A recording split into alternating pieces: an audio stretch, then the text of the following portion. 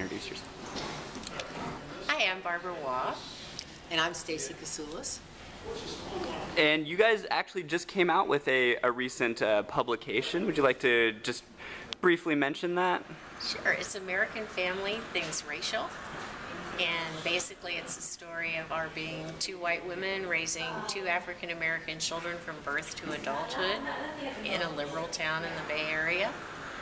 And our adventures in discovering racism where there is no racism, racism below the level of cross-burning, racism in the form of denial, and escalation, and minimalization, and ignorance.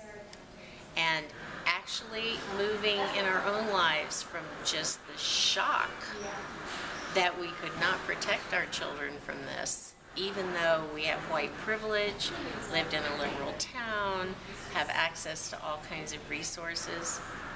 It's a much bigger, more pervasive issue, and it's going to take community by community to tackle it. Which is the second part of the book, the title, having to do with the larger country. So it's American Family, meaning our family, but it's also about the larger American family and what we need to do as a country to move forward on this. Excellent point.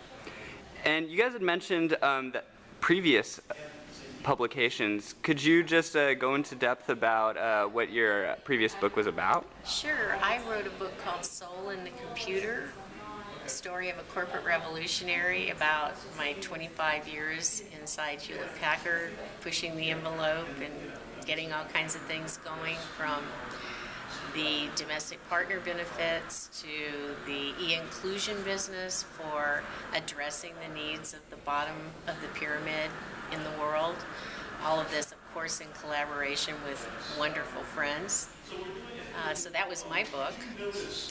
And I wrote two case studies, the case of Janice and the case of Vanessa. The case of Janice being essentially focusing on the issues of racism in the workplace, and the case of Vanessa, focus on gender in the workplace. And one of them turned into a movie. One of them was actually filmed, right. It was the case of Oh Janice. wow, congratulations. Filmed. Yeah, it was used as a training tool in a large hospital for leadership training. So yeah, it was a pretty cool thing. So you had mentioned in the Bay Sunday interview about underlying racism and ignorance, which actually was interesting and happened to me yesterday. What can everyday people do to take action in order to move things forward, in order to progress? What are some examples of underlying racism? Well, I think it's conversation, conversation, conversation. Beginning interpersonally, looking at what are the voices in your head about this subject. What are the voices in your head when you have a conversation with somebody of the same race that you are? How is that different when you're talking with somebody of a different race? So that's the intrapersonal. Then there's the interpersonal. How does that go down, depending on the race of the person you're talking to? Then there's the community level, book clubs, churches, synagogues, mosques, work groups at work, parent groups at the schools. How do you introduce this subject? What do you look for? For example, in one of our groups, we asked for the statistics on suspensions and expulsions, and it was extremely revealing. And then to go deeper to see what kinds of things are white kids being suspended for, and how does that compare with the kinds of things that African American kids are being suspended for. So just once you pull people together, that people of goodwill, that know there's something to be done, and if they just sit there in silence for a few minutes thinking about where to start, the conversation will start and something will happen. So that's the community level. And community by community, we can transform the country. And there's actually a lot of theory about change, inter, and systemic levels. That's actually what my own research for my doctorate was in. And the work of Deborah Meyerson, professor at Stanford, about small wins, shifting entire systems for sustainable change in good directions. The work of Positive Deviance and the Positive Deviance Institute about amplifying, as the show did this morning, some of the change makers and giving them visibility and therefore more impact. positive deviance. I mean, we can do it. We can do it. But the good have to get moving.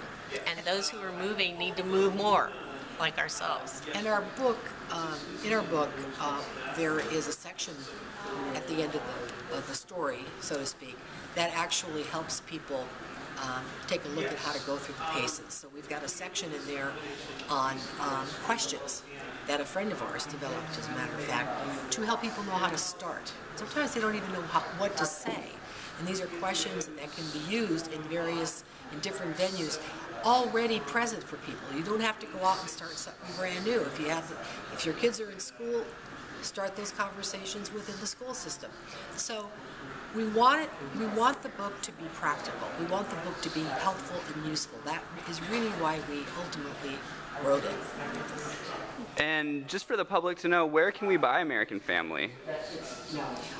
We have a website that you can go on to, which is www.thingsracial.com, and there's a link right to buying the book. We also, the book is also on Amazon, and people go to Amazon and just put in the title.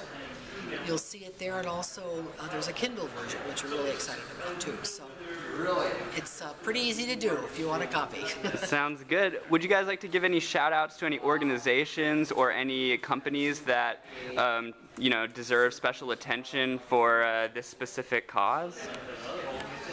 Well, one of our first letters of appreciation was from the NAACP, which really meant a lot.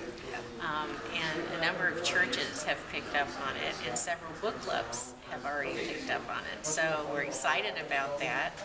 And that would be our shout out. Yeah. So Well, thank you, Barb and Stacy. I really appreciate it. It was great having you on the show. Thank you so It was much. great to be here. Thanks, Katherine.